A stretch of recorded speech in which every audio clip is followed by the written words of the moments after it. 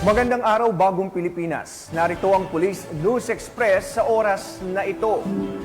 Patuloy ang pagtulong ng kapulisan ng Santo Tomas Component City Police Station upang mailikas ang mga residente na apektado ng hagupit ng Bagyong Christine.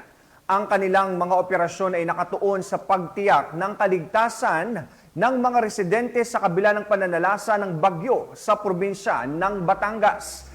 Sa pakikipagtulungan sa lokal na pamahalaan at mga volunteer, aktibong isinasagawa ng kapulisan ang mga evacuation efforts at pagbibigay ng tulong sa mga nangangailangan na nagpapakita ng kanilang dedikasyon sa serbisyo at malasakit sa komunidad. Samantala, hindi naman titigil ang kapulisan sa pagsasagawa ng search and rescue operations maging ng clearing operations upang iligtas ang ating mga kababayan na nangangailangan ng agarang tulong dahil sa patuloy na pagtaas ng tubig na dulot ng walang tigil na buhos ng ulan dala ng Bagyong Christine.